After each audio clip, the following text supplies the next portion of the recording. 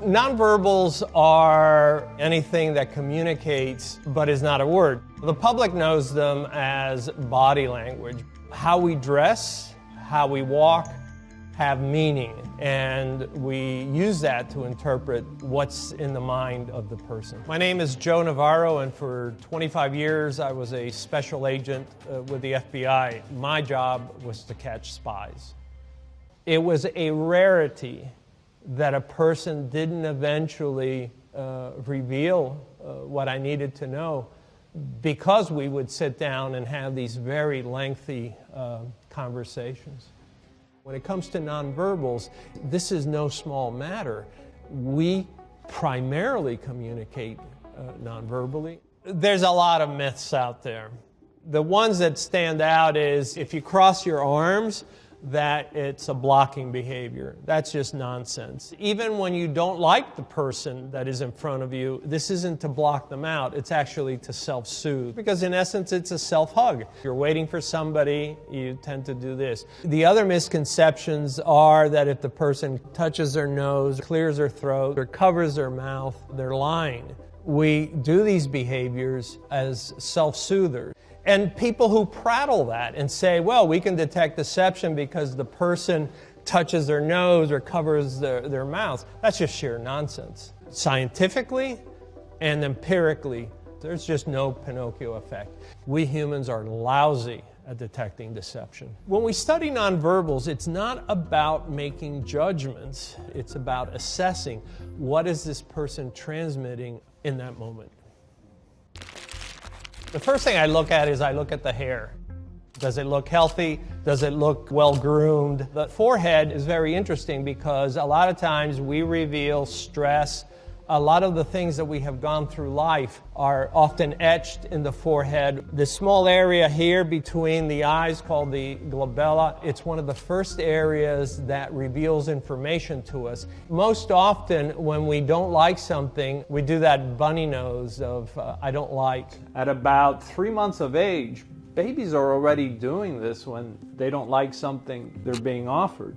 We don't really know what our lips look like, and we tend to compress them. When something bothers us, when something really bothers us, we tend to suck them in.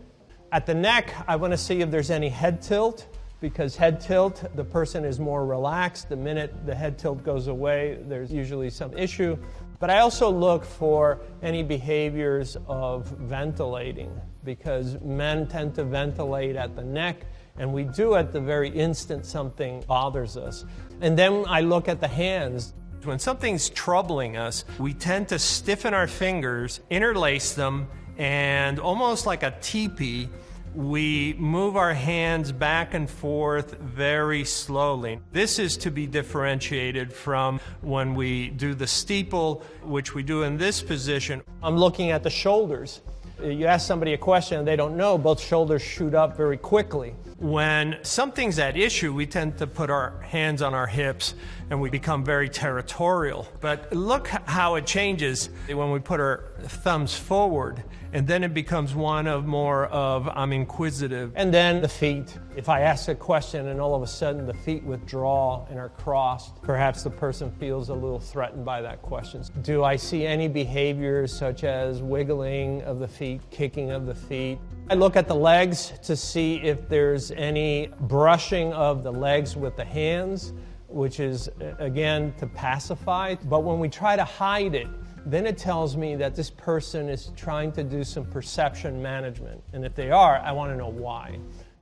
Espionage work is often nowhere near what we see in movies. And in one of the cases, we had information from another country saying, you have an American we think is actually a mole. He's here working for a hostile intelligence service. And just fortuitously, he was videographed coming out of a flower shop. We're looking at the video and we were saying, well, there's not much there. You know, he's coming out of the shop, getting in his car. And I said, stop the film right there. Just as he came out of the shop, he took the flowers, and most Americans tend to hold the flowers by the stalk so that the flowers are up. This individual took them and held the flowers so that they were facing down.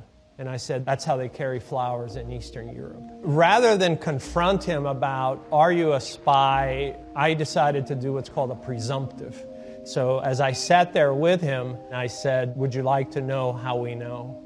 And he had this look on his face, and I said, it was the flowers. And then he confessed.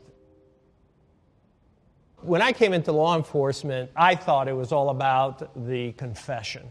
It's really about face time. There were times when I would look at a face and there was just something odd about it. I couldn't quite pinpoint what I was seeing. And so I began to think about the concept of chirality. Usually in chemistry means that when you fold something over, it looks like it's going to fold over perfectly, but in fact it doesn't. And that's what I found with faces. Sometimes when someone presents in a way that they're difficult to interpret, it's because their faces are actually showing two emotions, one on the left and one on the right. And if you divide the face in half, you'll be able to more clearly see what that specific emotion is. We're all transmitting at all times. We choose the clothes that we wear, how we groom ourselves, how we dress, but also how do we carry ourselves? Are we coming to the office on this particular day with a lot of energy? And what we look for are differences in behavior down to the minutia of what is this individual's posture as they're walking down the street? Are they on the inside of the sidewalk, on the outside? Can we see how often he's looking at his watch? Can we see his blink rate? I know your blink rate is around eight times a minute, but you don't know that. You're not sitting there counting. All these things factor in because they're transmitting information. Now it's up to us to then use that information to say, okay, we need to marshal resources to be on that individual right now. Poker is an interesting game. The similitudes of sitting across from a spy or sitting across from players, it's their reactions to a stimulus. We have behaviors indicative of psychological discomfort that we use at home, at work, or at the poker table.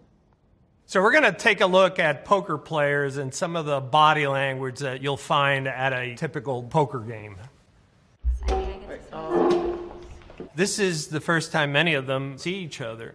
This is a great opportunity to be looking for behaviors indicative of discomfort. We're going to see one individual reaching over and grabbing his shoulder. We're going to see the individual shifting in his chair. The woman in this case, her shoulders are rather high. Here we're looking at player number 2 and number 3, and we notice right away that their hands are on top of the cards, and they may do that because the cards have now increased in value. Player number 5 is sitting there, arms crossed. You don't see a lot of activity.